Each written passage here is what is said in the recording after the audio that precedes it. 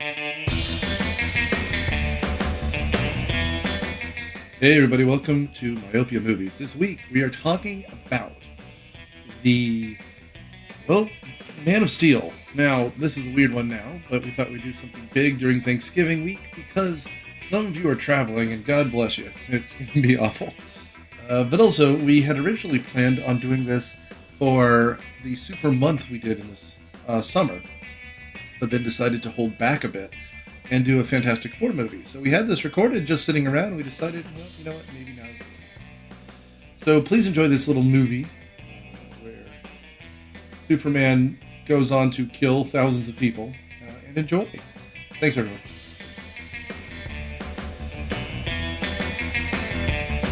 Welcome to Myopia Movies. This week we are finishing our long month of Superman movies.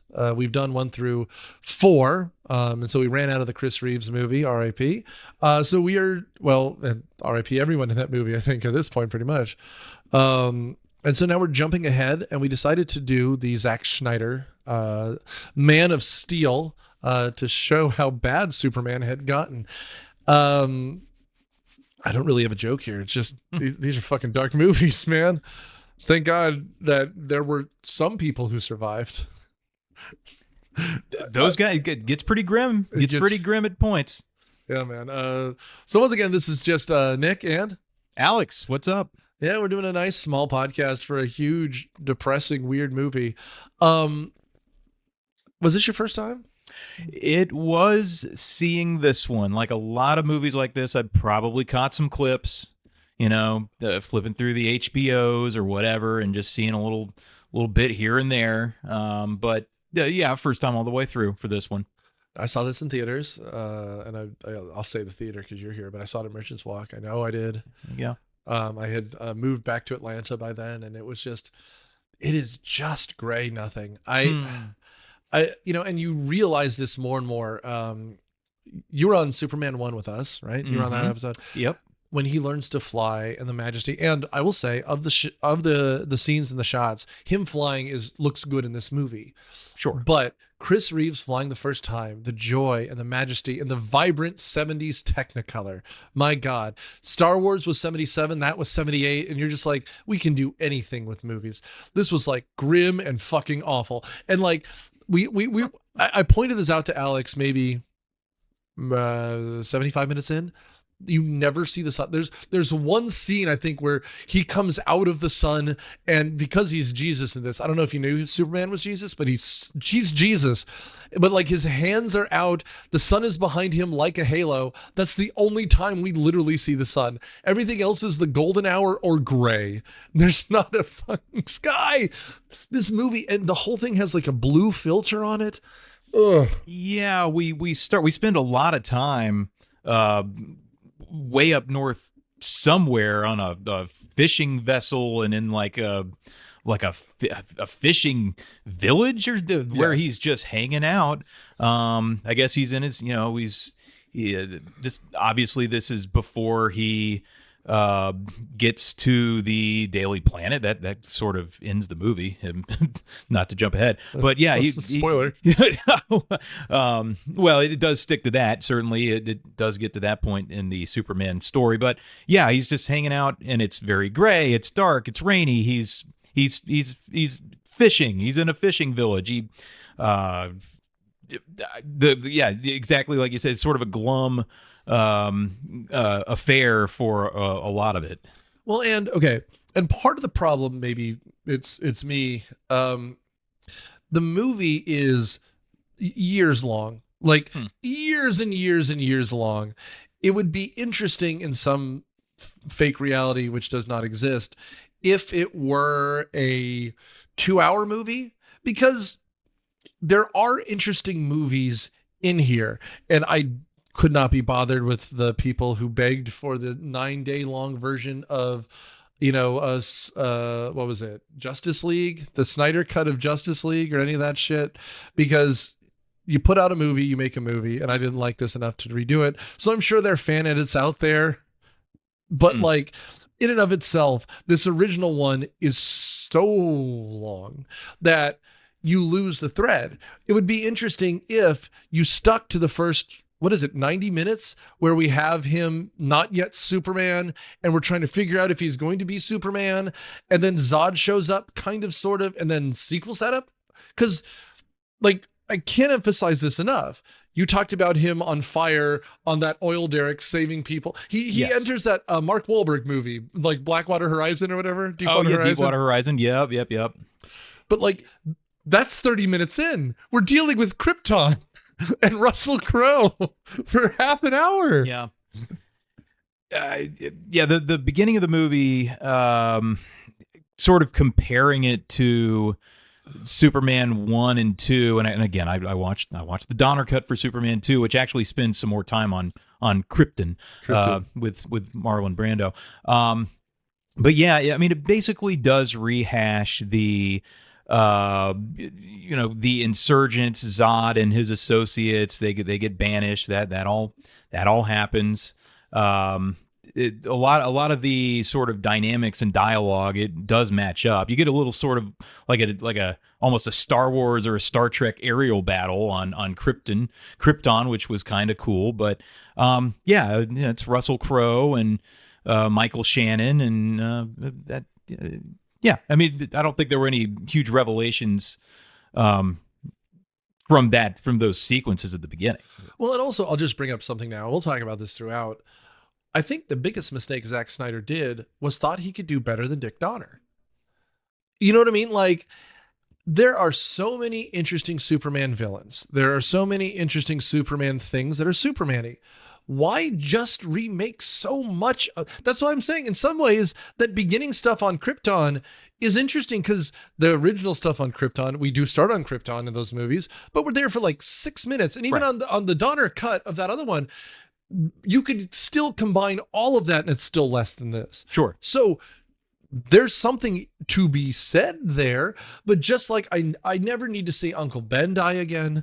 I never need to see Batman's parents, Bruce and Martha Wayne. I don't need to see the string of pearls flying off in the dark alley as Joe Chill. Well, in some versions, and Thomas Wayne gets shot, and Martha Wayne's pearls go No, I don't. I know everyone knows Krypton explodes, and I will plug this now. I've probably plugged it before. I drink heavily. No, I don't remember. But Teen Titans Go to the Movies. If you haven't seen it, watch it. But they make fun of, they want to have their own superhero movie. They don't get to. So one thing that they do halfway through is, as Raven says, let's kill all the superheroes. No. What if we prevent them from becoming superheroes by stopping their tragic origin story? And so they do. They just tell them, instead of going down crime alley, go somewhere else. Yeah. But then they realize a world without superheroes means the supervillain wins. So then they have to kill all the parents again. And so they literally, like, Robin puts the pearls on Martha Wayne, shoves her down the alley, and you hear the gunshots and the pearls roll away. Wow. It's very funny. Speaking of things I never need to see in a movie, if you start a movie with a woman screaming in childbirth, you've lost me already. If the first thing you hear, other than the syncope like sound hit, is a woman screaming in the pains of child, I'm sorry, just guys. The face in agony, getting closer and closer. I remember, the contortions, and then of course Russell Crowe playing Kal-El or Jor-El. Holds the baby, and then we cut to like a Star Trek or Star Wars character, like it's like a sleaze. I don't know. It's like a sort of dinosaur adjacent looking, exactly what I was thinking. That I guess someone was writing it or was transporting something. I didn't know that was part of Krypton's lore or story, that we have the weird Star Wars things. And isn't it any shock that he tried to, what was that Rebel Moon movie that no one talks about because it was terrible? He wanted to do a Star Wars movie. Well, no kidding, Zach. So, what do you think of Russell Crowe in this role? I mean, he was fine. I'm not sure that he added much to the character. I mean, I guess as far as the story goes, from the Superman renditions I've seen, the Codex being introduced is, I suppose, something that was rather new. Russell Crowe, he was fine. Pretty understated. again, it was just so much rehash. I kind of like the scene. I guess they went some different directions where he had to Jor-El had to dive into the weird baby growing chamber, and then grab the codex in the first place. I guess that was a different little wrinkle. And Russell Crowe and Jor-El, just as Brando did in the first two Superman movies, he pops up throughout the movie. It's just a ghost and a hologram, just sort of popping back in as needed. Well, and so when you have an origin story like this, obviously the hero's going to come later, but that's what's so interesting about, say, Batman 89, where you have a crime where it seems like it's the crime alley shooting, but Batman stops it because that's the whole freaking point. He's supposed to prevent crime. We don't need to see his parents die over and over again. He lays flowers at the spot. We get it. We know Batman has a tragic upbringing. The problem here is if you cut all of this out, it's less than 2 hours and it's all Superman. I think that's kind of what bothers me the most. But the other side of this is kind of interesting. It does steal from everything. Yeah. We talked about this a little bit, but we have Star Wars up top. We then, of course, throughout are referencing the Dick Donner Superman 1. But you mentioned the baby pods. That's the Matrix. 100% the Matrix. Absolutely. It even looks like the Matrix baby pods. Yep. We'll get to this in a second here, but Russell Crowe dies because Michael Shannon, Zod, has a blade that he sticks up under the rib cage, which is exactly how Russell Crowe himself dies in Gladiator, right before the big fight in the Coliseum. Yeah. Like, it's so much that Zack Snyder is not just using old Superman stuff. And I'm assuming, I'm not the biggest Superman fan, but from what I've seen, literally every single person in here who has a name is a Superman character. And not all of them become villains. A lot of them are just townies in Smallville. But that's what you do when you fill out a world. That part of it's fine. The fact that so many of these shots are from other movies that Zack Snyder clearly likes, and there's never an homage. It's just like, no, this would be a cool way to kill him because I've seen Russell Crowe die this way before. Yeah. That bothers me so much. And the other thing, too, we were talking about the dinosaur things. Russell Crowe escapes from Zod and the Zod boys on a dragon. Yeah. But then it just becomes Avatar for about 4 minutes where you're flying around. But this is gray Avatar. Avatar is green and hopeful. This is just like, if this was a Soderbergh movie, this is what Mexico looks like, right? Because it's that brown filter. Right. And it's like, there's no sun. It's just awful. Yeah. Avatar on a dying, horrible planet with the core exploding. Yeah, the weird dragonfly thing that Russell Crowe was riding around on, that was interesting too. I mean, yeah, I guess all in all, they gave you a few more things on Krypton that you maybe weren't expecting or didn't see. So I guess there was enough to sort of keep me attentive through that part, even though, yeah, they kind of rehash the story that we know. They stick him on a spaceship and they get him the hell out of there. Right. Now, what's interesting here, something I will give this movie credit to, is the Zod boys and Russell Crowe, Zor-El, are kind of on the same page. This is very much the idea that, okay, now Alex, you're gonna have to help me here. I know you took notes, I didn't, but so the planet is dying, and I don't think they say oil or coal, but they effectively resources. They've depleted the resources, I think. Yes, they've drilled too deep. It's very much like Lord of the Rings, where they drill too deep, and that's why there's a Balrog. But they've gone too deep, and the core has become unstable on the planet Krypton. Right. Too much fracking. Well, and both of them are trying to do the same thing, Zod and Zor-El, which is stop this government, right? This government has gone too far. And, I mean, for all of his weirdness, Zack Snyder is perhaps trying to say, like, the government is going too far with this oil thing. We as the people need to rise up. And so we have the scientists and the government, or the military, on the same side, but, the military is leading a coup, and Zor-El saying, We need to do this as people. Also, there's no hope, so I'm just sending my Right. child away. Yeah. I mean, they're all screwed. Yeah. Michael Shannon, I love when he pops up in anything. He's so intense. He's just so menacing, even when he's just delivering any line. It's just he's just great. He's just great. He's great. I think I asked you to hold the ketchup on my burger. Oh Yeah. God, Oh no. Okay. Oh, Mr. Shannon. Oh, okay. Of course. it's on the house. Of right course. away. Right away. I'm a nice guy. Please stay a nice guy. I like all of my teeth. God, he just plays just sort of quietly. I mean, he can do loud, unhinged, but he can also just do quiet through gritted teeth. Unhinged. Like in Boardwalk Empire, he was such a psychotic character in that show. But yeah, he's great. He's never been bad. And again, to a point in this movie, I can't think of a actor who's bad. I mean, the bully guy who turns into the IHOP manager. First of all, who doesn't hardly do anything the whole movie. He's just No, but I mean, like, that could have been someone. Sure. But past that, Amy Adams is fine. Henry Cavill is fine. Larry Fishburne is good. Diane Lane is okay, and Kevin Costner's fine. Kevin Costner might be the most unlikable character that's ever been in a movie. Yeah, well, so much of what he says in this movie pisses me off. It doesn't make any sense. I mean, we can jump to, yeah, he lands, his parents take him in. Yeah, it's whatever. We know the story. He basically ends up pissed off that Clark saves a bus full of his classmates after falling into a river off of a bridge. He flat out asks him, like, what should I have done, Dad? Should I have let them die? And he says, maybe. Maybe. Yeah, maybe.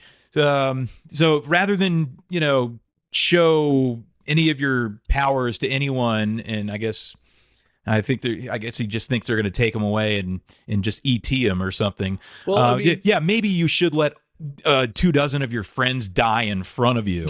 Bad for them, and probably bad for your psyche too. Well, I mean, so this movie takes place in 2013, I think. Yeah. So he is supposed to be 33. So he's born in 1980, right?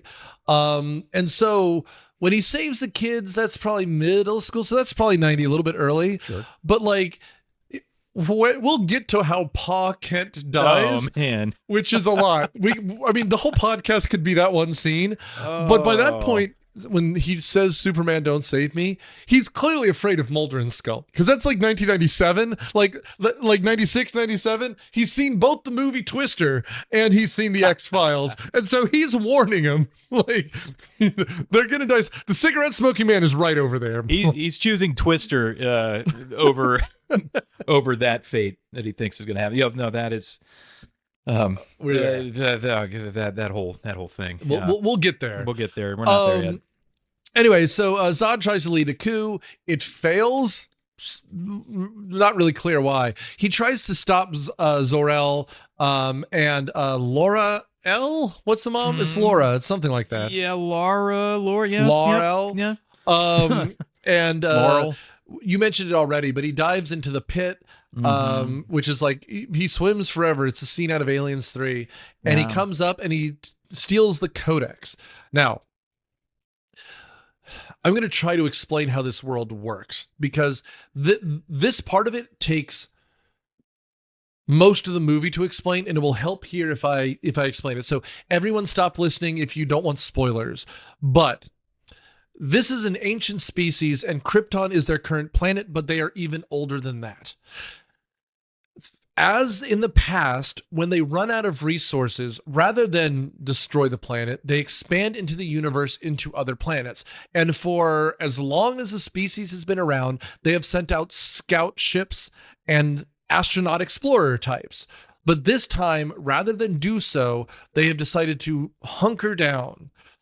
In order to do this, they have decided to practice eugenics, and only certain bloodlines are allowed to exist.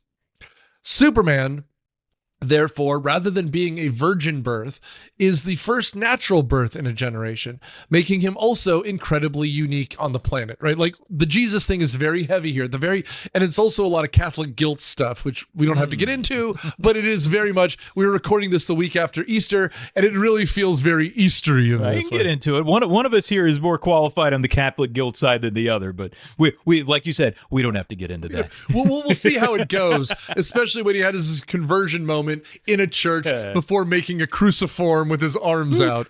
But it turns out two things. First of all, Zod, when he is put into the Phantom Zone, which we'll talk about, they go to a bunch of these planets and they find nothing but dead Krypton. So we realize that this expansion idea has failed, but 20,000, 19,000, 18,000 years ago, one of their ships ended up on Earth, which is how we end up with the Fortress of Solitude on this version of the world. But also, presumably everything to do with ancient aliens, which they kind of get into. And so, we have eugenics of a species that is billions of years old, that has tried to colonize the world, the galaxy, failed. Okay, leaving now with Krypton destroyed because they went inwards instead of outward. Only Zod and the people that are locked into the Phantom Zone, and Clark Kent, who has ended up on Earth and is, again, I know I've done this before, the perfect example of what an immigrant in America is supposed to be. He's foreign, he doesn't understand what it is, and yet he wants nothing more than to be an American. He's treated as an outsider and then does nothing but fight for America. That's what the whole story is. And he gives up his old culture to become more American. That's the story. That is who Superman was when he was created by Jewish immigrants in the 30s. And that's what that Zack Snyder gets correct here. And then 75 9/11s happen in the meantime.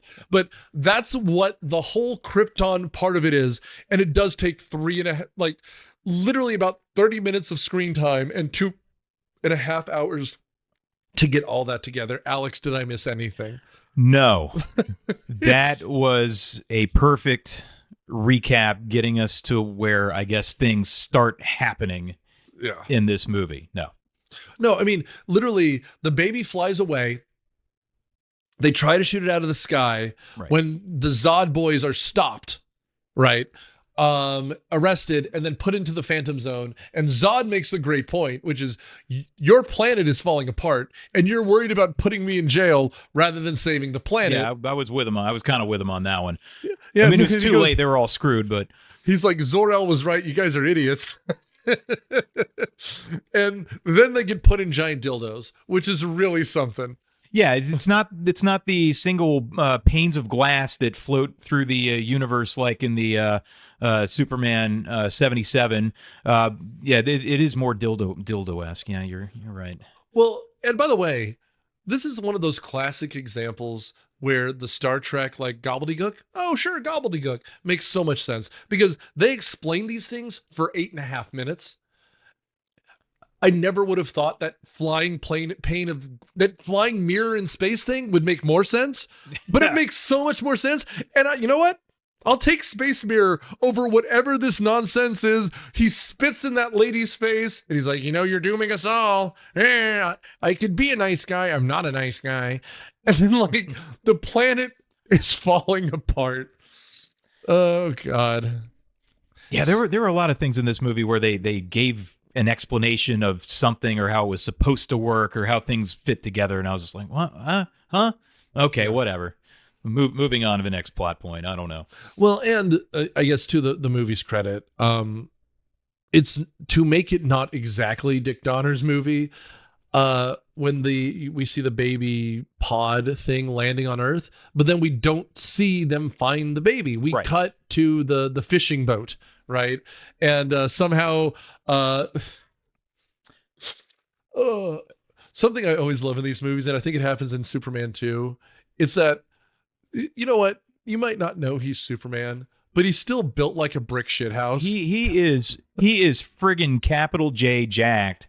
Henry Cavill was doing some pull-ups because the lats are looking swole, guys. I mean, he is he is easily the most swole Superman we have ever had, unless I'm missing somebody. He is you're pretty right. jacked. Well, and I also like that they let him be a little hairy, but like It's true. there. I don't know if did you see Deadpool 3? I did not.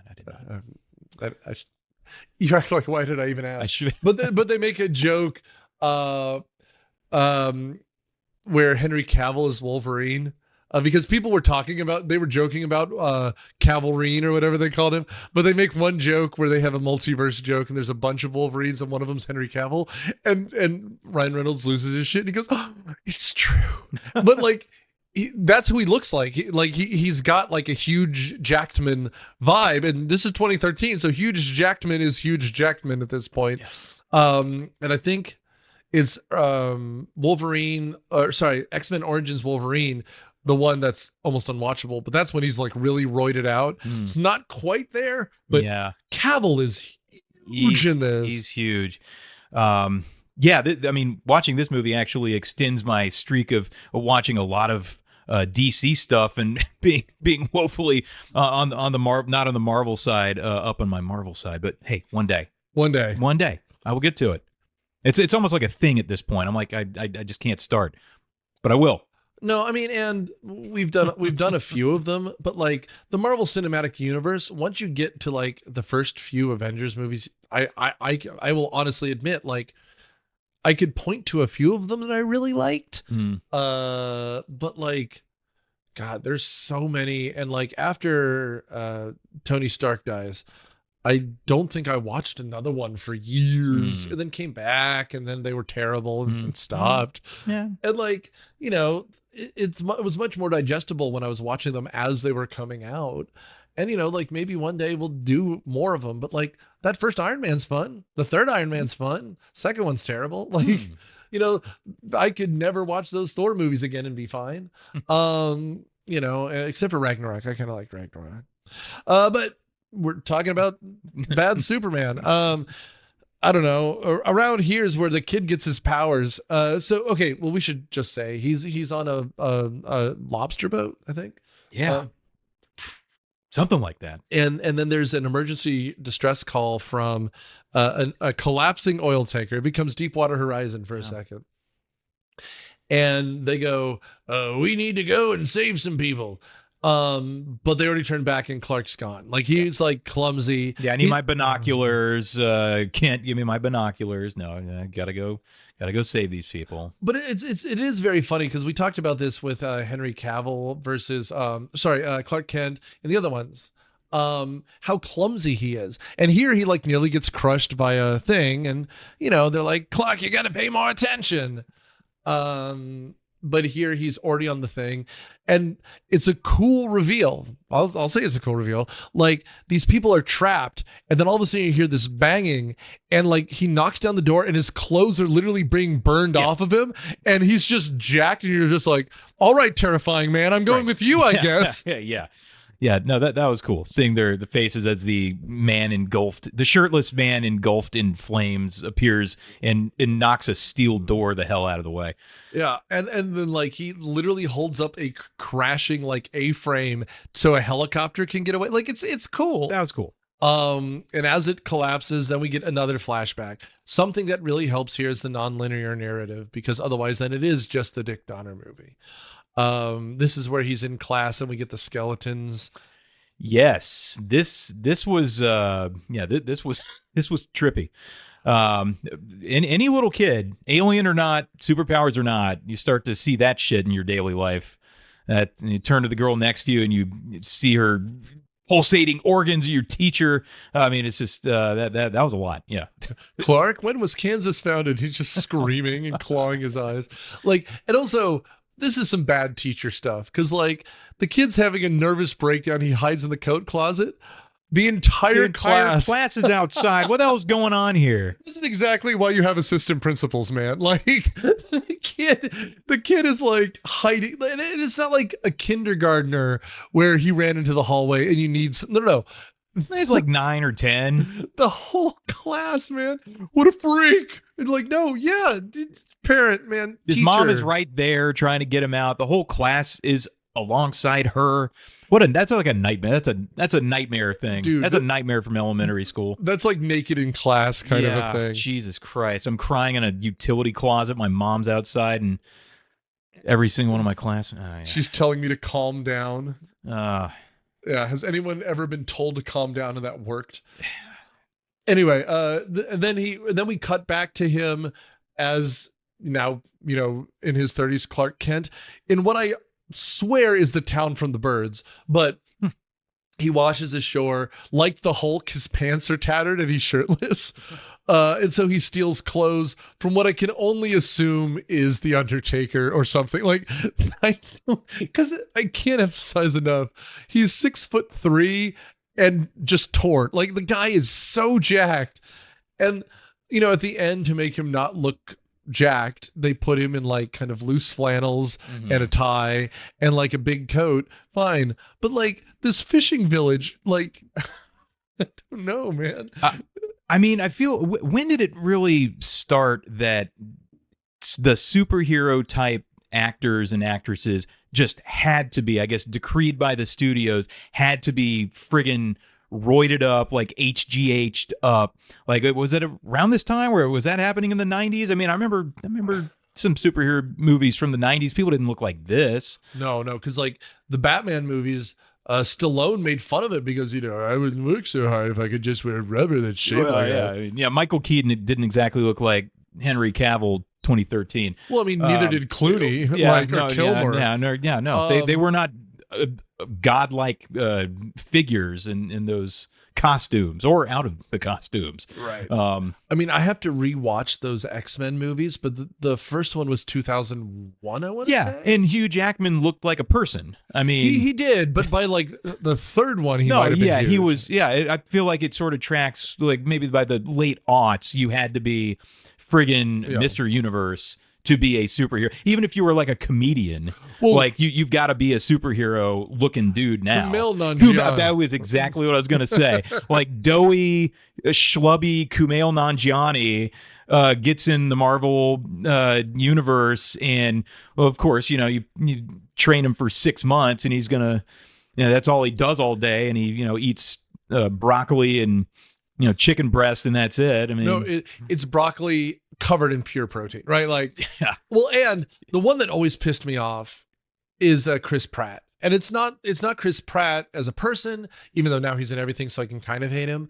It's that if anyone should have been kind of a pudgy superhero, it's Star-Lord. He should have been a dude that just has a beer up and has his feet up and just kind of, because he's dancing to 70s music, for Christ's sake. He's a cool dude. And then the first time we actually see what he looks like in that prison scene, he's ripped. I'm like, no, guys, he doesn't need to be fat. But if there's ever a superhero who should just like fried chicken, like Larry the Cable Guy could play one person in the cinematic universe, and it's Star-Lord. Thank you. Like that's what it is. God, and now he's just been like that for so long. That's just like what he is now. And Andy Dwyer from Parks and Rec is a distant memory. Well, and if you want to, although to be fair, if you want to marry a Schwarzenegger daughter, I guess you have to be packing. That's true. Yeah.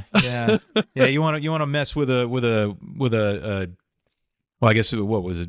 He married a Shriver. Yes, well, he married a Shriver. yeah. Just like the Kennedys, there's a million Schwarzenegger clan. But yeah, no, I'm with you there. And though I will say, if there is someone who should be at least in good shape, I believe Superman could be the guy who could be ripped. Same with Thor. Like, you can convince me Thor. Give me give me a Hemsworth, okay? Yeah. Give me a good chiseled Hemsworth any day. That's fine. He's playing Thor. Hey, but you know what? That's why Ragnarok, when he was fat Thor, that was fun. Right? He had the long hair. He was just chilling out and playing like GameCube or whatever. Like, and guess what? Tony Stark was never ripped. Right. And that's also why it works better. Case in point 2, I like Spider-Man because Tobey Maguire goes from small to just kind of in shape. Yeah. Right? And it's a superhero thing. So as a superhero thing, he should be strong, but there's also magic because it's superheroes. And so, you know what? He's not ripped. Right. Well, I don't know. I think it just generally tracks the studio's just maximalist approach to superhero movies, and like, we our leading people have to look unnatural, and so does the movie, most of it. Yeah. I mean, who knows? Maybe we'll have his pendulum swing, because that thing we were talking about in the late 80s and early 90s was a pendulum swing. Because if you want to talk about roided out, it's not like Stallone looked natural in Rambo 2. Sure. Yeah. Or Arnold was Arnold. Arnold was Arnold in Commando, right? Like, and so you go back and you get someone like Wesley Snipes, who is the strongest human being who's ever been, but he doesn't look huge because he was a martial artist, not a weightlifter.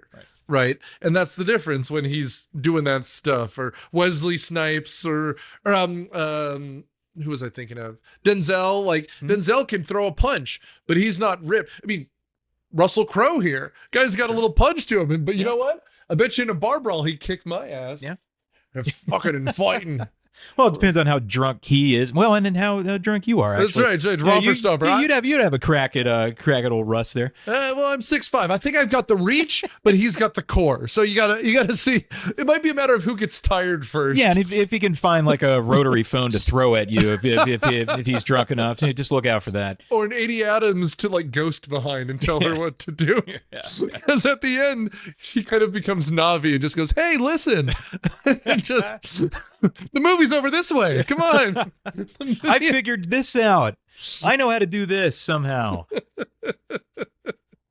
Not my favorite Amy Adams part in her entire career. She was fine. She's all right. I want to say didn't have a lot to do. I don't know who wrote. I didn't bother. I think it's a David Goyer script, but like the script feels muddy. It feels like there was too many people, because it does the thing that a lot of these movies do, and Marvel is somehow worse at it, even though a lot of their early movies are much better. But everything felt like, well, just wait, this is going to matter in the next movie. Wait, this is going to matter in the next movie. But then none of the characters really thrive. I think what Marvel did better, if you're starting a universe, is Iron Man was a good movie on its own. If you never saw another movie, at least that first Iron Man movie was fantastic. It was delightful. There were jokes.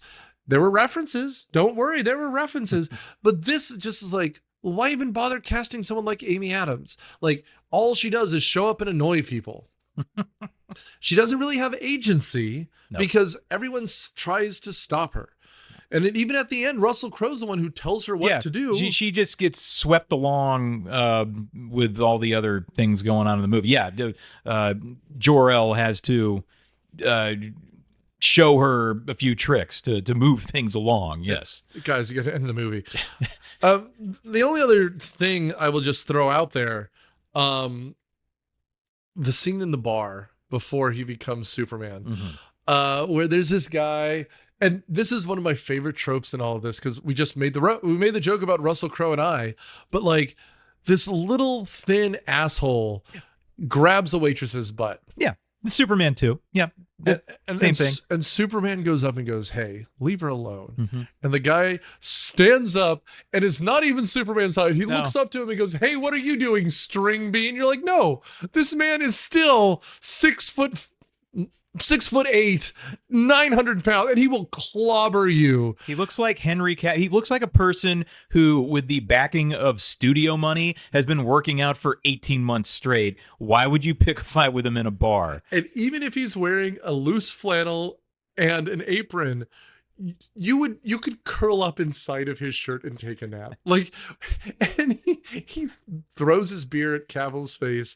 And then he hits him in the back of the head with a beer can, which, great shot, by the way. Superman steps outside. I like this. This is fun. Describe it. Yeah. He just sort of steps outside, gets his metal twisting powers all ramped up, and the gentleman who started shit with him at the bar and smacked the waitress's ass comes out to find its logging truck twisted up like so many like a bag of pretzels, which that's fun. Well, I like that. And by the way, what great revenge, because that's that entire man's livelihood. Yep. So he's now going to He's fucked. starve to death. Yeah, Like, you got him. You didn't cut him in half with your laser vision, but you ended his career, and that's great. and by the way, he knows now that he messed with an alien, like, or Sasquatch, like, Or he just goes back in, has a whole bunch more beers, and tries to figure it out in the morning. I don't know. like What? I mean, and now Mulder and Scully are on the trail, followed by Henry Cavill doing the what is it? The Incredible Hulk at the end of the TV show. It's like, which is I think also in Superman 2. It's now been a few weeks since we watched it, but yeah, like the idea that he's just hitchhiking for whatever. Yeah. Anyway, so around here we're introduced to Amy Adams. And Amy Adams is just, I mean, she's Lois Lane. We keep calling her Amy Adams because she's very much Amy Adams this whole time. She really is, yeah. And her big story is, well, there's a few throughout this, but one way or another, I'll just go out and say this. Have you seen the first X-Files movie? No. Watch it. It's excellent. You can watch it without knowing the show. Although I know you know of the show. I've seen some of the show. It's been a while. One of my favorites. Long time. But the first movie is almost exactly this, where there is reports of some goings on. Of course, there's always some reports of some goings on, but there's a giant UFO in Antarctica. And so it's literally this, like, then it's a race between who's going to get there first, Mulder or Scully. And there's, Mulder's allies in the Senate are trying to slow down the government from getting there first so that he can be the one to see what's going on. And then, of course, the evil people called the Syndicate. Like, and so it's very much this. Like, Amy Adams, the reporter, trying to get there. There's these weird space station. Actually, I was going to make a reference, and I want to make sure I'm right. Stall. So what's she doing? Oh, it's almost the exact same year. There's a show called Gravity Falls on Disney. And they do something very similar to this as well. So maybe it's a different season that I saw this first. But there's this idea of a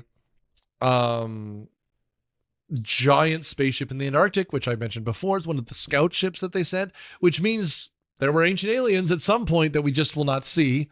But it even has on board one of the robot things that were in the House of L, right? That were their personal assistants. Right. Little things that have sort of a screen of like liquid metal. Is that what we're talking about? Yeah, that's flying around and attacks Clark Kent. Because Clark Kent is also called to this thing. And it turns out that the necklace that he had that was attached to the pod that he arrived in fits in these like universal, it's like a USB slot that these little things go into. And he puts the slot in, the whole thing kind of illuminates. And it happens at the same time that Chris Meloni, representing the FBI, I believe. I think so, or maybe he's a military guy. Yeah, there are military guys and FBI guys because this is after the X-Files, so the FBI has to be involved. Also, Amy Adams has been reporting on it, so she breaks in as well. And they're all aboard this kind of spaceship. But Clark Kent can stop the robot thing because he has the necklace. She can't, so it beats the shit out of her, and zaps her, and she nearly dies. We do see, I think, mummies in this thing too, right? Like, it's kind of creepy. I mean, they do a good job. It reminds me of, I need to look at which came out first, but is it? It's one of the later Alien, like the more recent ones, like Prometheus or Alien Covenant, where you have like the Watchers kind of guys walking around. But it looks very much like a giant alien spaceship. They're wandering around. Like there are some, I don't like a lot of what Zack Snyder does because this movie is joyless and it's gray, but he uses sets, man. Like, there's special effects well done. Like, it feels like he needs a partner or someone that can just add some levity and some lightness, because he has interesting ideas and this looks pretty good. And, you know, like, Amy Adams and Henry Cavill have some chemistry, and They do. They just don't have enough to say to each other and enough to do around each other. I agree. I think they could have chemistry, but man, it's just a snooze. Their whole dynamic as dictated by the script. I mean, it's just well, and just case in point, this is their first interaction, right? Like, she doesn't know what this thing is. It's clearly a UFO of some sort, maybe ancient aliens, maybe ancient civilization. She doesn't know. She's here to take pictures with her Nikon camera, and she gets zapped by this thing, and Clark is on the other end of the ship wandering because he's already defeated the thing, and the thing that's attacking her, he just takes and crushes like a beer can. Right.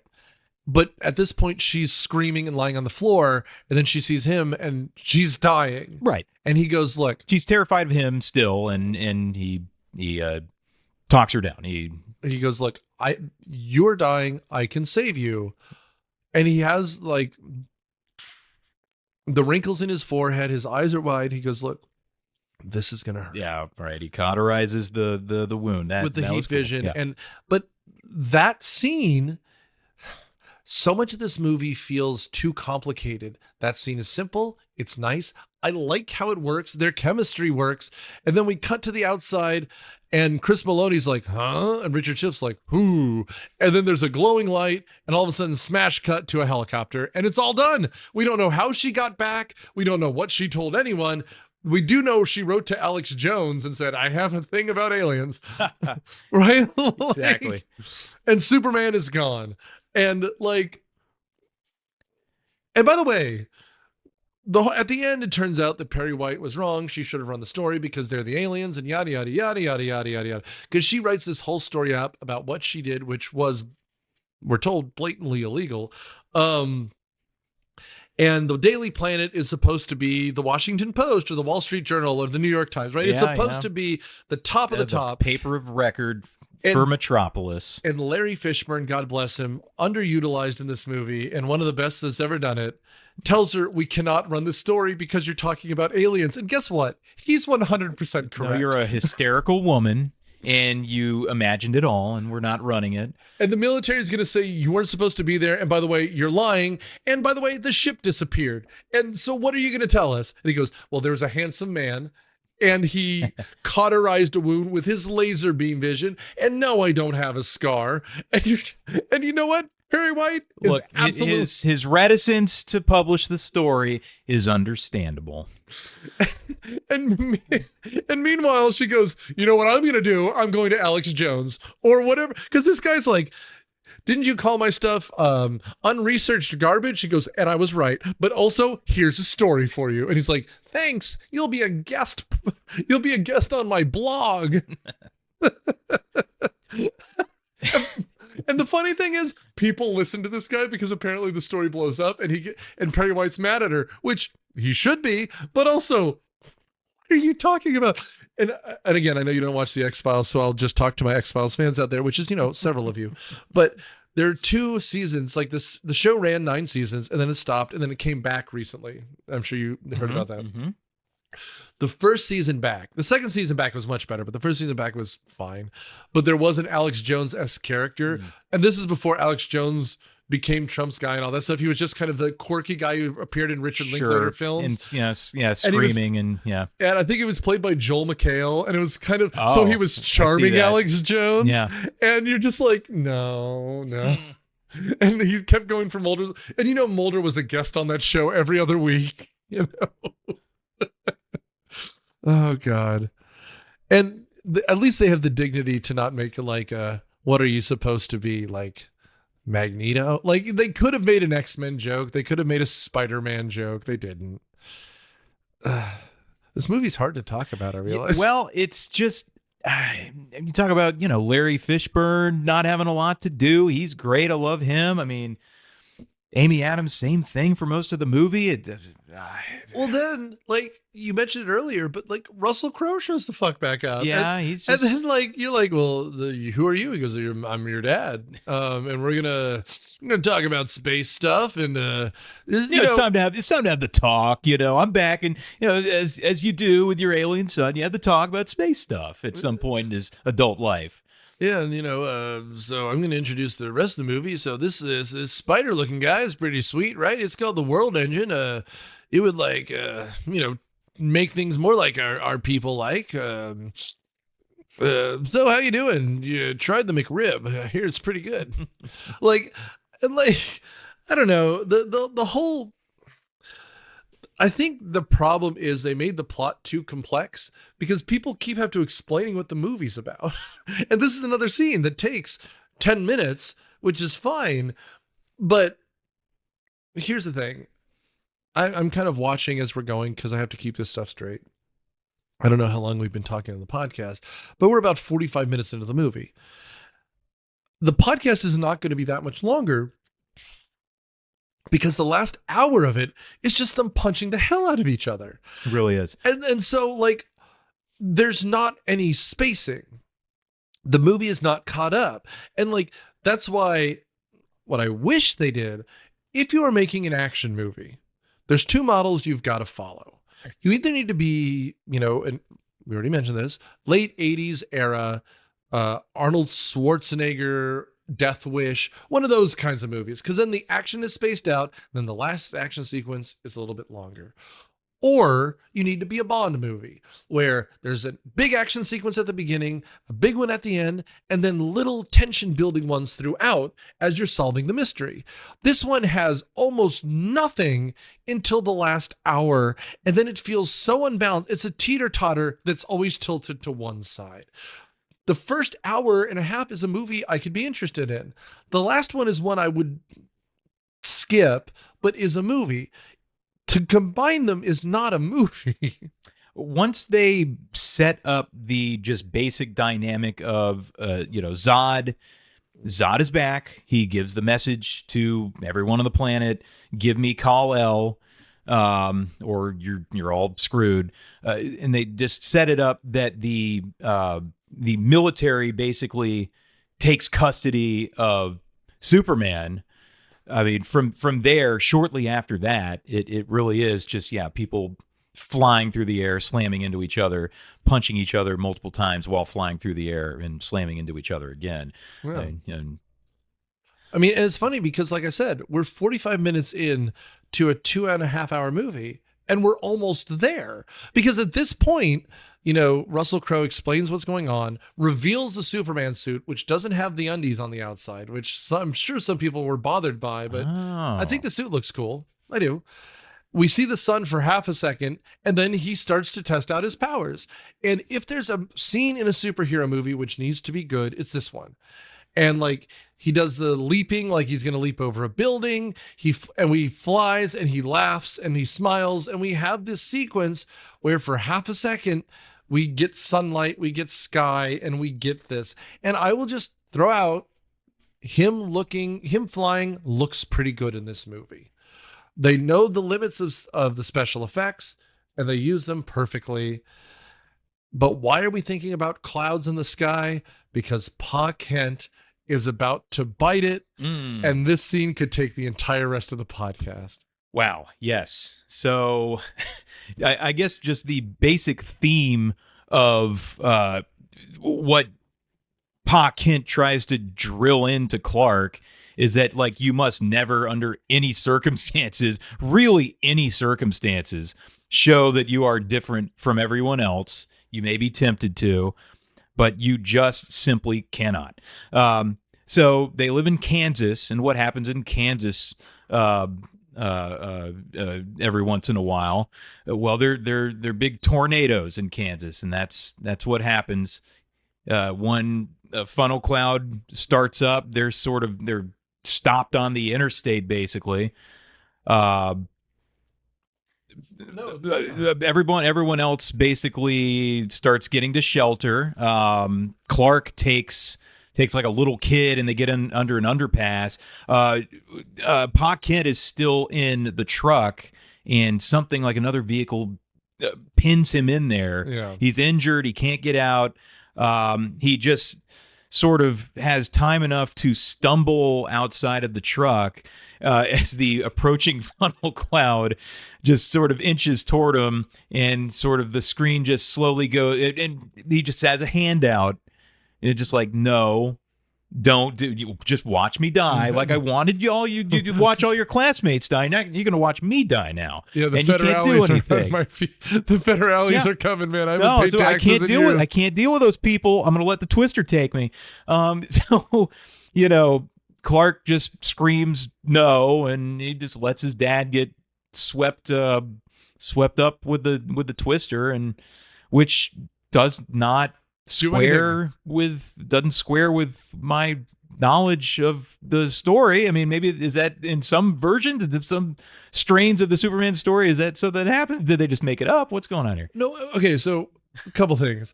But yeah, the scene is hilarious. He just gets engulfed in gray and he's gone. Well, and again, I just want to throw a couple things out there. We've seen Superman be Superman slowly over time, right? Like the bus driver, I guess, was drinking. I don't know. Like, and he goes off the bridge. Superman pushes them ashore, and the kid who is doing the worst. And again, it's this. Once again, it's ginger bully. It's the fat redhead. And look, for the list, I'm neither fat nor a redhead. I look totally different than that. No, okay, all right. Full disclosure, kind of a fat redhead. Okay, but it's always the fat redhead who's the bully, and they didn't disappoint. And my favorite was the bullying was, so hey kid, who did you like in the game? Who did you like in the game? And then what does he call him? Dick Splash? Dick Splash.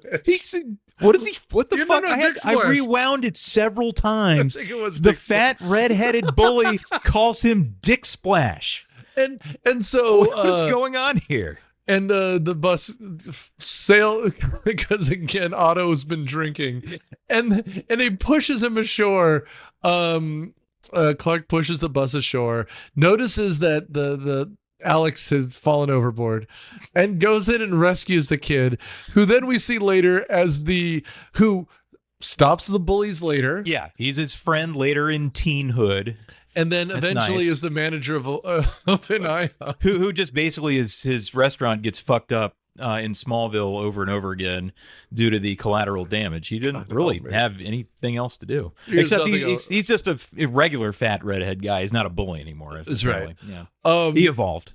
Then we of course see the bullying scene where he does grab on so hard. Although I think that might be later. None of these scenes matter. But the tornado scene is just, they're having this argument about like, well, maybe you shouldn't go to college, whatever. It's a drag out fight. And it is Henry Cavill at this point, but his hair is shaggy. So maybe he's going to college or whatever. Right. He's in his late teens. Well, I mean, if he's born in 1980, based on this math, I'm doing the best I can. Yeah. I think we're told it's 97. So, he's a high school senior, something like that. Twister came out the year before. We've seen Twister, but Ma Kent is in there, and their dog, Barky. Yeah. Right. But because what's happening is Pa Kent is trying to save people, and then Ma Kent goes, "Where's Barky?" or whatever. Right. And so he goes back to try to save the dog, and the That's dog is right. hiding down in the like by the glove box. He's hiding down in the footwell, and I'm sorry, man. You gotta let the dog go. I don't know, but Pa Kent's like, you gotta save the dog. If the tornado comes back and double taps him, because it's like throwing the cars at him, and he's limping, and he goes, "No, Clark." By the way, here's the thing: you said it right. This is not what I know about Superman. What I know about Superman is he will save people at any cost. Right. Like, and if he decides to save you, he will let other bad things happen. He would have saved the dad, and they would have had a fight later, which is why I think in the first Superman movie, they do it much better. They're playing around, they're running up the hill, and then John Ford has that heart attack. And it's tragic because it's before he fully understands his powers. And he realizes that, just like Batman, he wished he could have done more. They just take it in very different directions. Superman will now always help people, in that Batman will always stop crime. There's a difference in that. It's often the same, but there's a difference there. And here it's just, I don't know what we're supposed to learn from this. I don't, other than the fact that fucking let your dog out, man. I don't know. Why did the dog come out originally? Leave your doors open. Everyone's hiding under an umbrella, which is, by the way, I don't think what you're supposed to do anymore either. Yeah, I was questioning that. We don't live in I mean, we have tornadoes here, but we're not in Tornado Alley. But it's like, is that what you do? You go under a concrete overpass? I don't know. Yeah. Either way, it's a lot. You could have still saved him and just, been grounded later, I guess, because you saved your dad. I don't know. Yeah. I wasn't feeling that. No, it's just a very dramatic scene because we later then cut back to Clark at the grave because we need a grave and all this stuff. Gotta have a grave. But yeah, he's flying around. We have a moment of joy. Then we have to go to a cemetery. And because now Amy Adams is on the case, she ends up back in Smallville because there are these stories of weird people being saved, right? Like that's what's going on here. And because she's kind of sort of back on the trail, and because kind of sort of the alien craft in the Arctic has resurrected, this is what alerts Zod and the Zod people back. Right. Apparently, the Phantom Zone in this world is not like a different dimension. It's a kind of stasis that is controlled by the home planet. And when the planet is destroyed, like, they are released. We're eventually told this by Zod later on, but they are released relatively soon after they are imprisoned, and they're trapped on this ship that has which makes no sense because they're not released onto a ship. They're shot into space, but that plot problem aside, they end up on this ship with something called the Phantom Drive. Right. And this is the ship that Jor-El built. It's his ship, right? That's what they say. Yeah. But is it the ship that he built to escape or the ship that he built to hold people in the Phantom Zone? We watched this. I swear to God, we watched this. I was very lost. But regardless, they modified the Phantom ship into a Phantom hyperdrive, and now they're looking for all the other Kryptonian people, but everywhere they go, everyone is dead. All colonization failed. Which doesn't make sense either, because on one of these planets, they find a world engine. Now, I'm not a great writer. My friend across from me is a writer. But I don't know if I would have gone with World Engine. But I was going to say, take two on World Engine. There needs a better, right? World Engine is what you call it the first time, and someone goes, "You got to come up with a better name." You workshop World Engine a little bit, but it's a tripod spider guy, right? It sounds like a good superhero in itself. Tripod spider guy, that we'll find out later what it does. But they find one on one of the worlds where everyone's dead, which should tell you it don't work, right? Maybe I'm overthinking this. Maybe everyone died before they could use it. I mean, I don't. Right. What's the deal here? Maybe they terraformed it, but everyone died anyway. I don't know. There needs to be an explanation, because if it's supposed to make the planet more kryptonite, yeah, they cryptoformed it. Really, they cryptoformed it. Why did it not work? Why were they? There's so many simpler ways to do it. It could just be on the ship that they stole. There could be an explanation. The one that they found was broken and they had to fix it. There was a disease on the planet that killed them all before it could finish cryptoforming, right? But the whole thing is that this thing is supposed to make it like our planet, so it'll work no matter what. Didn't work there. I don't know. It's just a bunch of moron Kryptonians dicking around on a planet that wasn't worth it. Here's the thing. Who knows? That's why Superman 2 is so much easier.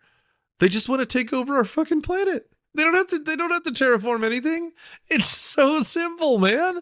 They just punch hard. There's a tall one, a fast one, and a lady one. Yeah, they get here and they adapt like Superman did. And they have their powers in Superman 2, and they don't need a world engine. And then he throws the S at them, and everyone's confused, right? Like it's very straightforward in that way. And so this thing is just so much more complicated. Regardless, Lois Lane and him, like right around here is where they hook up. Kind of, sort of. They have the interview with Lois Lane, and very much like. Well, here we have a bunch of stuff like Daredevil. He has his confession in a church, and this is where it feels to me the most Catholic guilty. Like, should I use my powers or not? Like, and again, I have not watched the new show for Marvel. That Ben Affleck movie is a previous episode from long ago. But the show does this very good. Like, there is guilt in this. Should I go above the law? Should I do these things? Should I use my powers? They're looking for me, but I want to help people. What does that mean? Like, I like the Catholic guilt angle. If only Superman wants to be one of us so badly, is using his powers making him less like us or more like us, right? That's why the Jesus metaphor is so easy. He's supposed to be like us, but is more than us. And as we are speaking, we're still waiting for a new pope. He literally was buried today as we're recording, nor you can edit this out because this will be months ago. But there is something to be said about that contradiction, that fear, that idea. It's supposed to make him more human to us, something that they give up at the end very poorly. And we'll talk about that in a minute. I know, because we're about to talk about the 75 9/11s, but him talking to this priest about saying, I don't know what to do, and the priest saying, you can be afraid, is important here, because what we have in the end is a battle between two fathers. Jor-El saying that you are the inheritor of this planet, and Pa Kent saying it's okay to be afraid, but you need to hide your powers. You will be revealed at the right moment. Right. Yeah, there's just something in store for you that's greater than whatever you're dealing with that's in front of you right now. I mean, yeah. And as much as the end of it matters, the scene here is even better, which is he's talking to Lois Lane, Amy Adams, and they arrest Superman and put him in handcuffs. And they sit down together, and this is the conversation, what does the S mean? And he goes, it's not an S. It means I'm from the house of L. And she goes, it looks like an S. That would make you super. Oh, and then they're cut off. But she goes, well, why did you let them take you in handcuffs? And he goes, it makes them feel better, that's what Superman is. I am here to make you feel better. That is a good scene. The problem is it's lit in blue light, like we are about to have a blue light special at Walmart. Like the scene is so hopeless.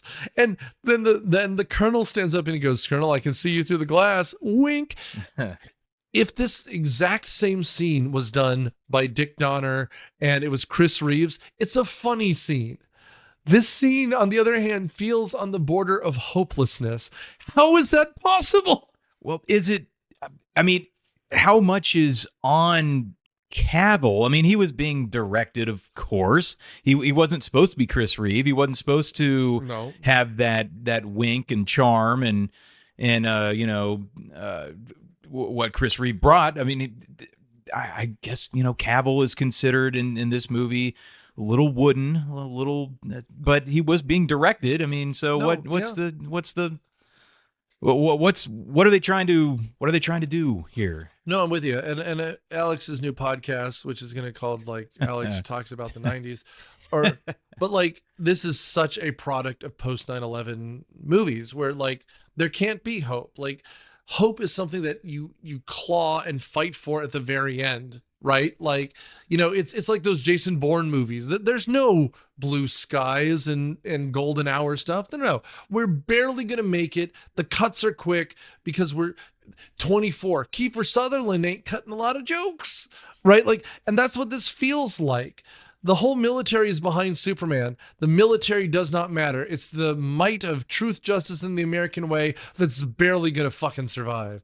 And that's what this feels like. Like, that's the difference between the Chris Reeves stuff and this. Is that it's not the 50 years. It's one specific event. It's 9/11. Like, and again, I know I sound like a broken record because I say this a lot, but that really made these movies hopeless. Daniel Craig's Bond movies aren't filled with joy either. Like, and what's the difference between Casino Royale and GoldenEye? They're even the same director. It's just you can't have jokes like that after 9/11. and so like right around here, after the Amy Adams interview, They're out in the middle of the alkali salt flats, near Metropolis. Yeah, right.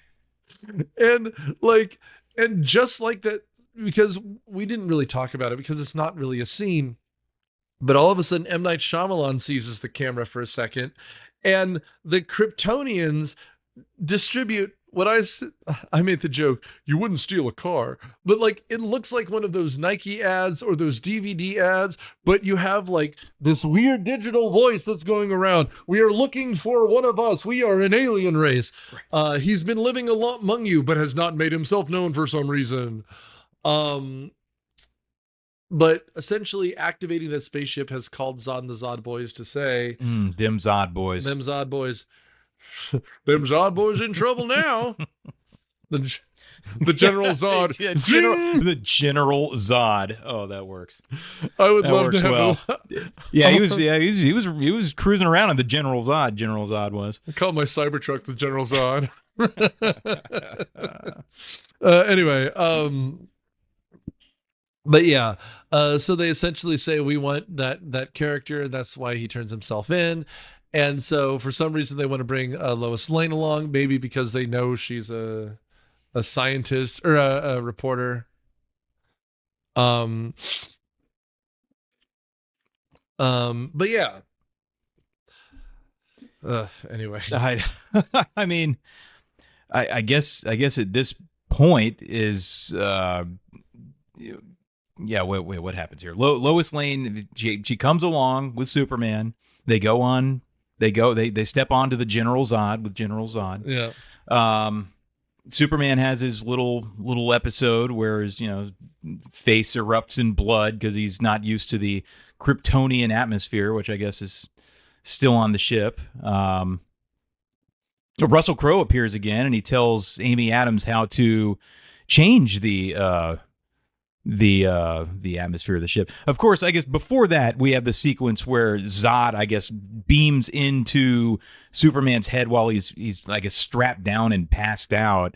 Sort of, they have their little encounter where Zod sort of takes him through his choices, I guess, where you can help me extend our race, keep our race going, and who cares really about the lesser beings on this earth. And then we get the scene where Superman is standing in a giant sea of human skulls, which is it's Skull Beach from Terminator. Yeah, right. But it's a weird line, but Superman goes, "Did you kill my father?" And he goes, "Yes." And there's not a day goes by that I don't regret that. But I would do it again. But I did it. But I would do it again in a second. Which is just here's the thing. You're right to laugh because it's a very weird line delivered at a very weird point. But at the same time, it's an interesting idea that they don't develop. Like, there's just so much here. You could lengthen some parts, not other parts. And that's why people, I think, were interested in the Snyder cut of Justice League. I mean, there's more there. His daughter committed suicide, so he left the project. And someone else had to finish the movie for him, so they wanted to see what he would do. But there's also the side of this which feels so, there's so many ideas. Simplify it. That's why I like those first few movies, because they shorten everything and they tighten it up. She wants to say good night. I mean, I guess if you're saying where you could develop, I mean, I would have liked to see more about the clash and the difference between Jor-El and Zod. I mean, they never really do get into the philosophical differences too much. They're different. They have different visions. I mean, I don't know. Yeah. Well, and then you couple that with the fact that all of this happens years later. Now, you need 33 years later. Right. Jesus is lengthy. L'Age you need to du Christ. explain what the world engine is doing now, because that's what matters. Yes. So the world engine is boring into the Earth. Now, I'm going to mess up a detail here. It's boring like all the way through the Earth. There's one in the south, in the Indian Ocean. Yeah. And dramatically, one's in Metropolis because, of course. But essentially, Superman, when he turns himself in and yada, yada, yada, and they're trying to kill him and yada, yada, yada, they're looking for the codex because that's the DNA sequences of all the proper the eugenic families. And they're going to cryptoform the whole planet. God, this is exhausting. But in cryptoforming the planet, they need to find it. Where did the DNA go? And it was encoded into his cells because he's every woman. And yeah. Again, it's too many things. Yeah. I mean, at the beginning, Russell Crowe just dumps the skull codex DNA into his son. Well, and like the thing we're given, like that is the hard sell, like you said with Skull Beach and all that, is like, look, let us recreate the planet. Which again, without the Skull Beach thing, there's maybe this moment where Superman thinks about it. But when it's very clear that you have to walk on a pile of skulls to get there, he's like, yeah, but have you tried the Grand Slam? Like, my friend runs an IHOP, and it's almost editable most of the time. Did you know that once a month you can get a pancake for a penny or whatever? Like, It could have swayed Zod. it could. He should have come out with that. You know, they have 4 kinds of syrup on the table. Oh my God, 4 kinds of syrup. That sounds pretty intense. Well, that could melt my hard heart. Wow. Like, I don't know, man. Like, the world engines get going. They're doing their shit. I mean, like, okay, so we're almost to the end here, but like the big deal of what's going on here is we're about to have a bunch of fights. The U.S. military's on one side. They're not sure at the beginning if they're going to back the aliens. If the aliens are different or not, fine. Russell Crowe is helping Amy Adams escape after crushing this woman. So good. Both Alex and I just went, holy shit. Yeah. Like, dude, and the gun goes flying, the world goes flying. It's dramatic. Oh, And meanwhile, Russell Crowe, like Navi in Legend of Zelda, is going, hey, go this way. Hey, go this way. And there's multiple Russell Crowes. He helps her to like an escape pod.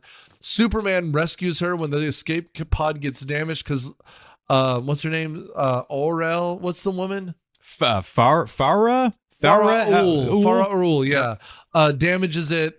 But Amy Adams, like, and now again, a point I'm going to give, what's his name? Zack Snyder, whoever put together the script, Chris Nolan. I know Nolan had a pass on this stuff. Goyer was the writer. Oh, right. David Goyer, you nailed that one from earlier. Is how do we make this a more even playing field? Well, part of it is, they have these, actually very much like the J.J. Abrams Star Trek, like these kind of visor things that go down, because the atmospheres are slightly different. You mentioned that Superman was kind of coughing up blood as his body had a very hard time adjusting to the atmosphere. Well, they are going to have a hard time adjusting, and the yellow radiation of the yellow sun, yada, yada, yada, superpowers, but the weird high-pitched screeches, the super hearing, the supervision, the x-ray vision, takes a while to get used to. And Clark says, my mother helped me do this, which is him acknowledging the fact that his human mama, Diane Lane, helped. But Zod and the Zod boys take a bit to get used to it, which gives him an advantage. Around here too, it doesn't really matter where exactly, but Zod threatens Diane Lane. Diane Lane punches an alien. Good on her. It says straight up, go to hell. Go to hell. A solid go to hell. But then they throw her truck through the house. Yeah. And you know what? I mean, it's hard to come back from that. Amy Adams gets saved by Superman. At this point, she's smitten. I don't know. And we have an hour left, and nothing of that matters. I don't know what you want to do. The many multiple dozens of 9/11s are yet to. And it's so funny. It's just when I said that the first time, Alex was like, haha, like that awkward laugh that people give me when I'm funny. But it's true. But like you just see it over and over again. Like building after building after building after building. Because like it starts out in Smallville. And in Smallville, we have, small town America, it lands in the gas station. So we can have explosion that makes sense. But the explosion, which makes sense, damages Zod's visor. So he takes it off and he's breathing heavy because he's not used to the air. And then his vision is messed up because of the light and the x-rays and all this stuff. It's not explained why it takes him immediately, but then, took Clark until he was 9. But these things don't matter. It's a good idea. And so Superman, rather than finishing him off because he's a good guy, deals with other stuff because he's essentially incapacitated because the 7-Eleven has exploded. Yeah. But they then spend the next 20 minutes blowing up Smallville. And Smallville just gets torn apart. Oh. It's ruined. It's ruined. Main Street is not even a street. It's gone. So but the mayor's gonna have a hell of a job on his hands. Yeah, but city council. Chris Meloni pulls a sidearm and shoots Fayora Ul a bunch. She flies away. Yada yada yada. And so at this point you're either in or you're not.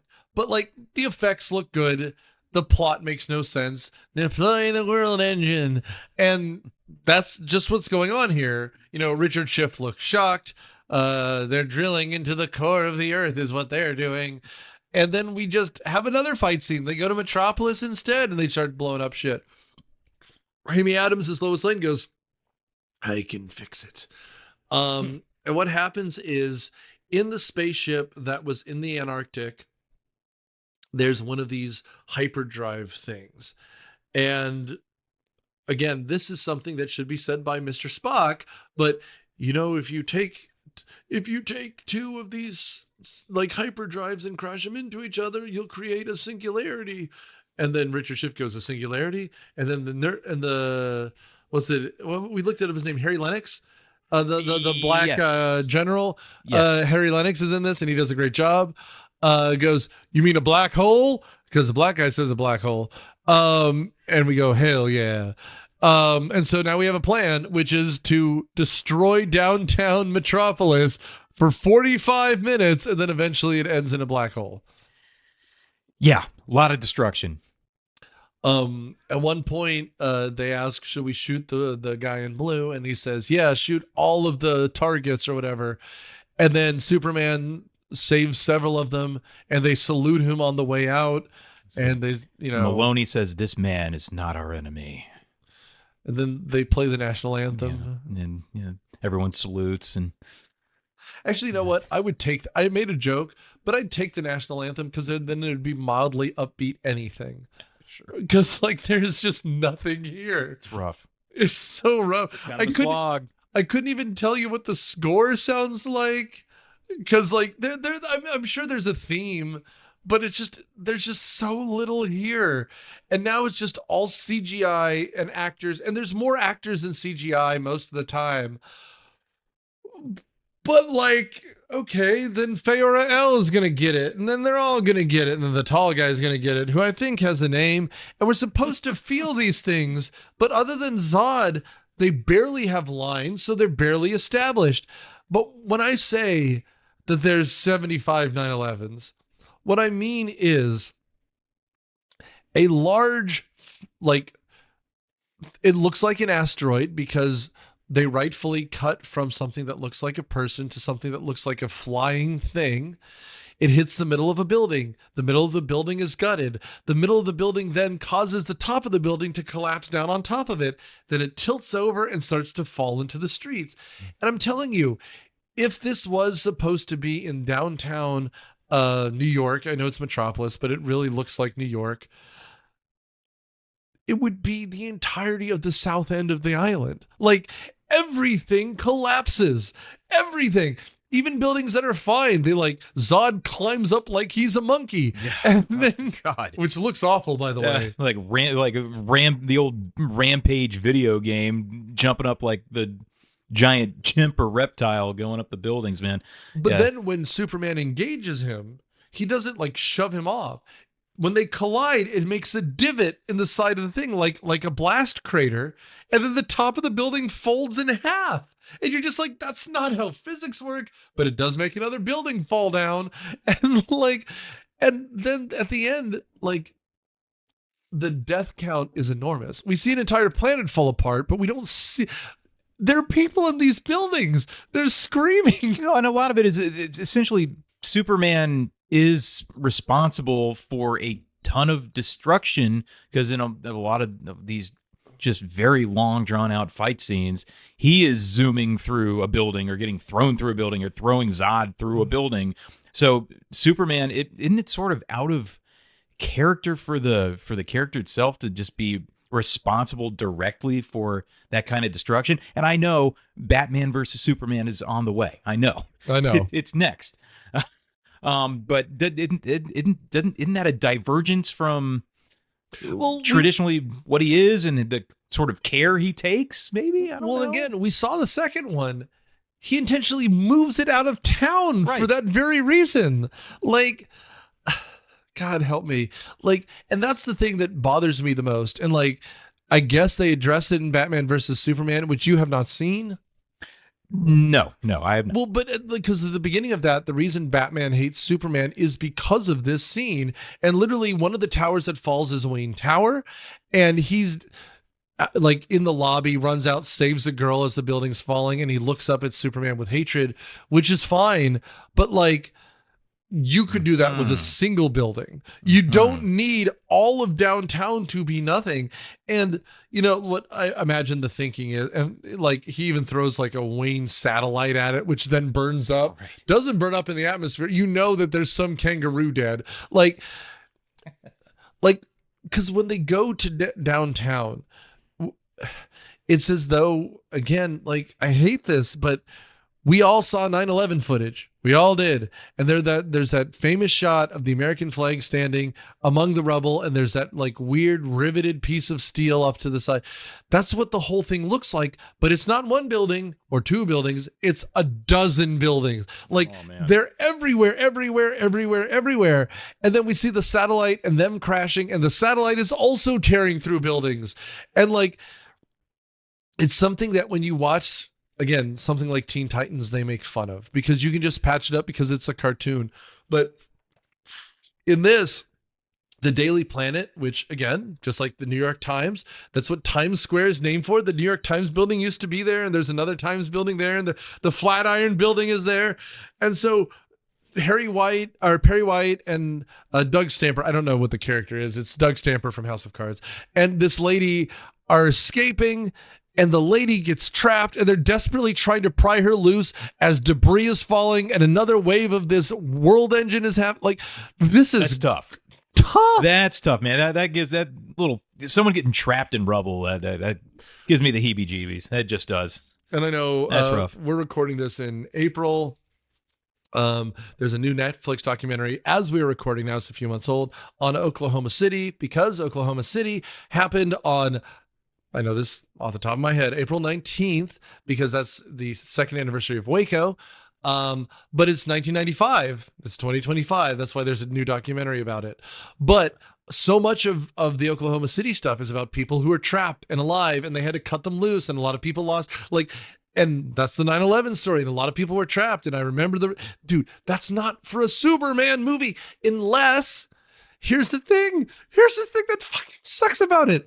Superman should be rescuing these people. Right.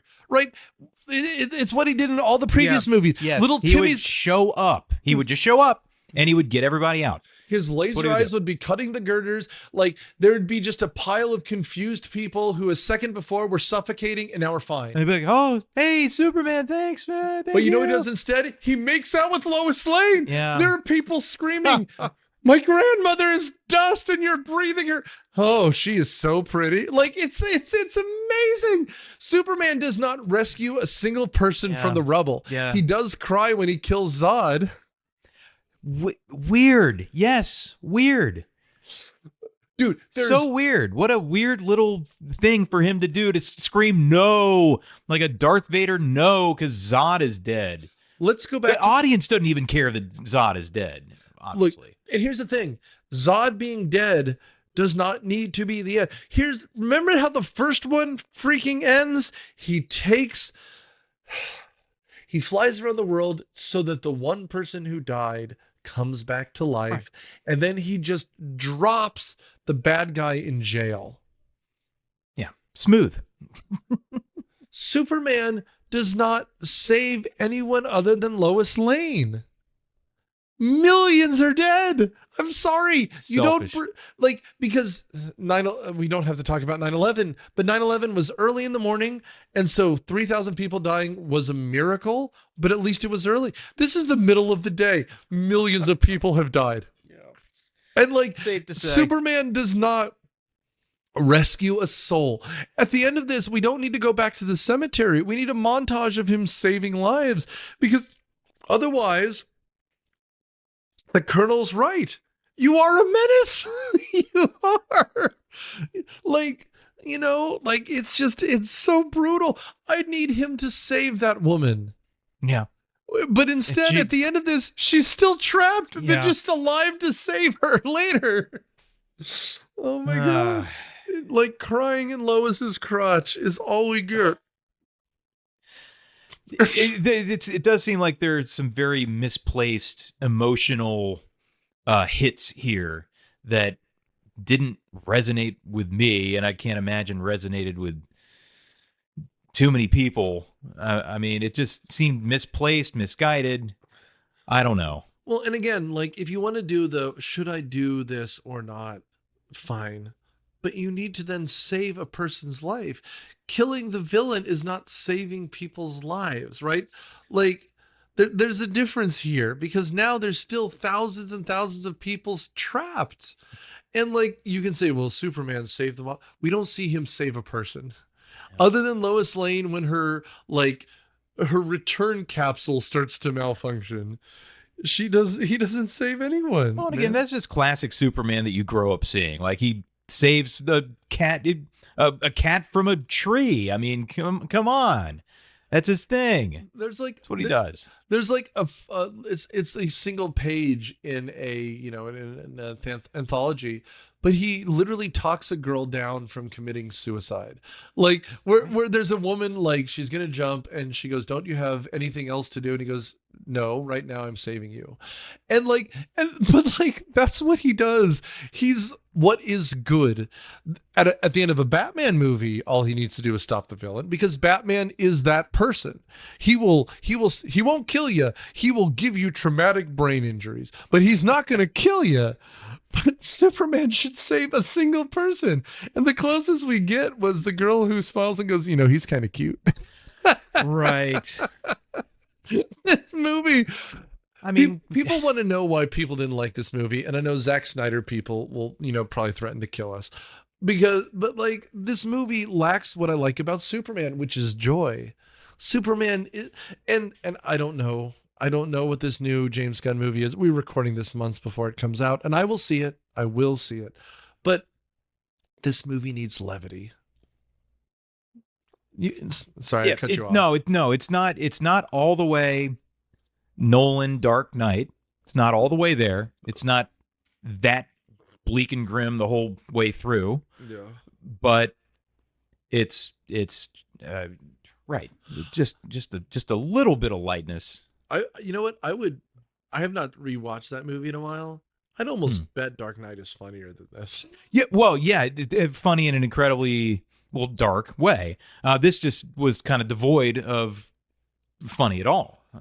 Well, and the question then for me is, then why do a Superman movie? Because to me, Superman is eternally the Boy Scout, and that's why to me as a comic book hero, he's sometimes uninteresting. But you need that paragon of a character sometimes. That's who he is, and there's no problem with that if that's who he is. And here he's that paragon, and he kills a guy and he feels bad about it, but he also doesn't save a lot of people. I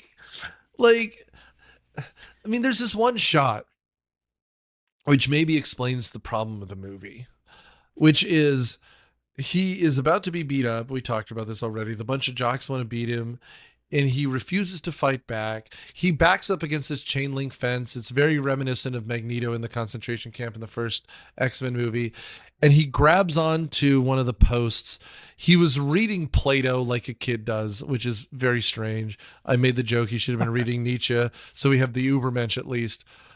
But eventually the nerds back down because the redhead guy says, no, leave him alone. What did he do to you? The whole thing about Plato and the Republic and all this stuff is that the wise person should be a dictator and all this power. It's very Zack Snyder's view of the world. Like, give the man with the intelligence power and he will rule everything. There's nothing about compassion here. Like, give him a book about compassion because that's who he's supposed to be. But instead it's all like, wait to show your power until you absolutely, like, it's as though he's giving a poker hand. I don't understand this version of Superman for that reason. That didn't square with everything I thought I understood and liked about Superman. No. Well, and the thing about him wanting to save humanity is right. Zod should not destroy humanity, but that we should see Superman saving humans and not just the concept of humanity. Right, like, indirectly, sure. He stopped Zod and saved more people, I guess, in a utilitarian way. Yes, he created havoc and destruction in Metropolis, but in stopping Zod, I guess he saved every other human being. But it just visually... It doesn't square with what I think about it, Superman. Yeah, and the other problem is, which is immediately apparent in the next couple movies, where does this Superman go? Because, like, he's willing to kill. He has not been interested in saving individuals, right? So there's not really a trap you can set unless you go for Lois Lane, which is now what you have to do. And since the idea of kryptonite hasn't been brought up, there's no way to weaken him, which is why those next few movies are awful, I would argue. Because, like, all you have is this idea that he doesn't really like killing people, but will if he needs to. And you're not going to set up situations where he wants to save individuals. He just has to stop the villain. So all that Superman-ness is gone. And so now that's why Batman versus Superman is just Batman versus Superman. Because then you have someone who's smarter than him, but weaker than him. And then Lex Luthor, who's terrible in that movie. And then the third one, Justice League, is just a rushed Avengers because they can't afford to wait for everyone else. Like, there's a reason why that universe failed. And now hopefully Gunn will bring it back because they're interesting characters. Reboot these things all you want. Hell, like, I can enjoy The Batman, The Dark Knight, and Batman 1989. They're all different Batman, different directors, different worlds. They don't have to connect. Batman 66, for God's sake. But they're all interesting and they're all Batman. Alex, help me make a focus. What are your final thoughts on this? A lot of this was kind of a slog for me. It really was. I mean, I was trying to make the best of the sort of long drawn out last 45 minutes or so where it really was just a lot of, bang, boom, smash, crash, explosion. Some of it looks pretty cool. It looks all right. But I mean, overall, it was kind of a slog. I thought the Pa Kent dynamic with Superman just didn't make sense to me. Yeah. A lot of things about the character that we've been over didn't quite make sense with what I like about Superman. So, not my favorite. Not my favorite incarnation of Superman at all. No. Yeah, I mean, to me, this is a problem of contradictions. Like, I think Zack Snyder knows how to use effects and camera work. It's wasted on a bad script. I like the characters, but like, if you had called this superhero anything else, it would have made it better because I know what Superman's supposed to be and he's not here. And the problem is too, it's a 2.5-hour movie. We've spoken for about 90 minutes. But like the last hour of it, we talked about in 10 because it's just rock'em sock'em robots. It's a Godzilla movie without the plot. Like there's just nothing to it other than punch and explode and punch and explode. That's a problem, guys. Like I need Superman to care about people. And throughout those first 4 movies, and 2 of them are really bad, he's trying to rescue people. He's trying to be more human. And the last hour of this, he's just not. Like, you missed the point then. And I know there's Snyder bros here who like what he does. I'm not saying it's a bad direction. It's that the script does not allow humanity into this world. And like, even the movie 300, which I'm becoming less of a fan of the older I am, has these moments where they're fighting for something. There are people back home they care about. And other than Lois Lane, that's just not there. In fact, like, the most optimistic we get is the very end of the movie, which we didn't really talk about. But he leaves Smallville and he goes to the big city to get a job, and he gets the job at the Daily Planet. We see what he looks like as the new Clark Kent with the glasses and the slightly longer hair. And he puts on the tie over the plaid because it's exactly 2013.